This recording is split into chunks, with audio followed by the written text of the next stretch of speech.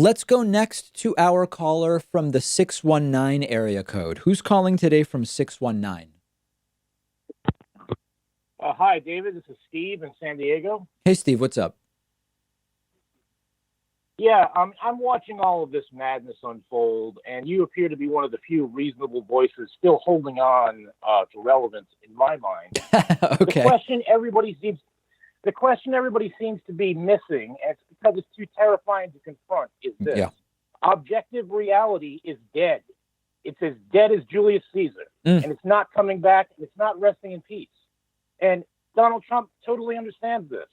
He operates as Nyarlathotep. I don't know if you've read much H.P. Lovecraft, I have. but H.P. Lovecraft, who writes about scary other dimensional forces, has a character, Nyarlathotep. Who is he? He shows up when your planet has gone insane, when you're teetering on the abyss.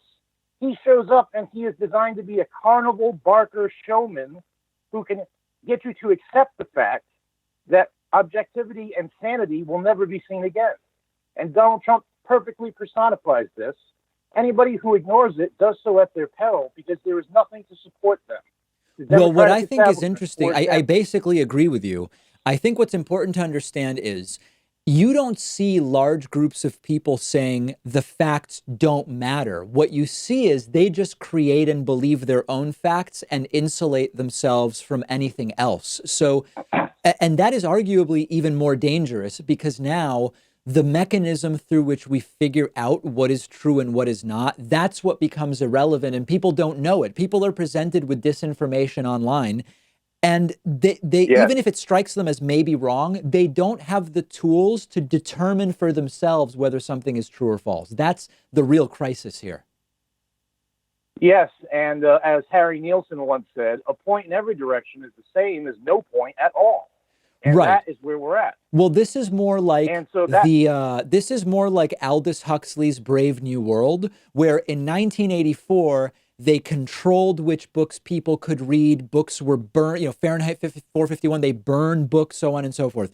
In Aldous Huxley's Brave New World, it's more like it doesn't even really matter that we don't need to bother trying to ban any books because there's just so much stuff out there. Nobody can tell what's worth reading. Nobody can tell what's true. Let them read whatever books they want. We're just going to flood things with a sea of irrelevance and nobody will know what the hell is going on.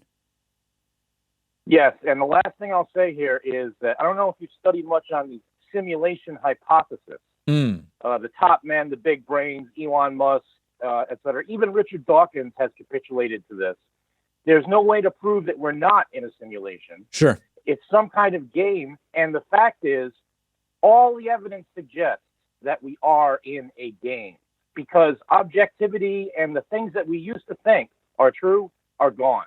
And well, I don't we know need about new that. I game rules. don't know about the evidence suggests we're in a simulation, but certainly I've read about the theories you're discussing, the idea being if Uh-huh. we're in a simulation that is good enough, that it is all encompassing, and we have no way to test its limits and to see outside of it, we would never be able to know for sure that we are in a simulation. It's sort of like the movie The Truman Show with Jim Carrey, Mhm. where he was in Right. a life that was it was like a studio, it was a set.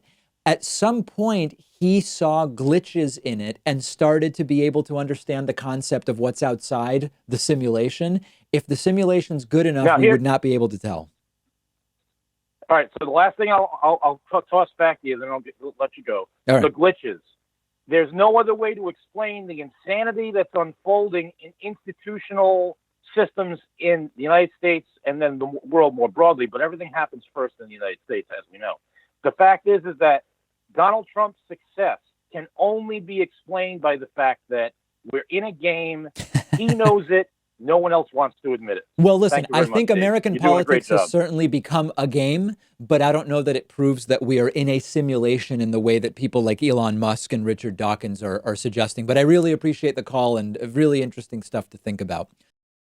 As many of you know, I am super careful about where we publish and distribute David Pakman Show content. It's a really important decision that we make. Where do we want our content to be? We don't want to spread ourselves too thin, but we want to make sure that we're taking advantage of good platforms where our content could do well. And over the last couple of months, I've been testing publishing our content to a platform called Library. That's LBRY. I've mentioned it once or twice before. And we are absolutely loving it. It's a fantastic platform where our revenue as publishers does not depend on some algorithm deciding whether an ad should run before a video or not. In fact, it's actually an ad-free platform where our revenue is determined by the number of people that watch our videos and also by the tips that are left for us in credits that are in platform credits. It's their own sort of currency, so to speak, by viewers like you.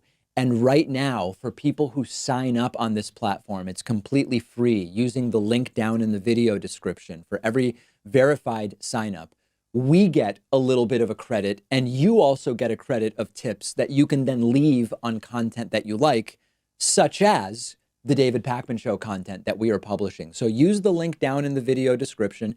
No algorithmic determinations about whether we get to make money or we don't get to make money or any of that stuff. All of our video content is being published there. Use that link, sign up, you'll get a credit, we'll get a credit, and it's a beautiful thing. And I'll update you guys in a couple of weeks about how it's going. There's also a contest that they're running. Whoever can refer the most new users gets a huge reward, which would be a big, big boost to us. So check it out, link down in the video description, sign up, let me know what you think.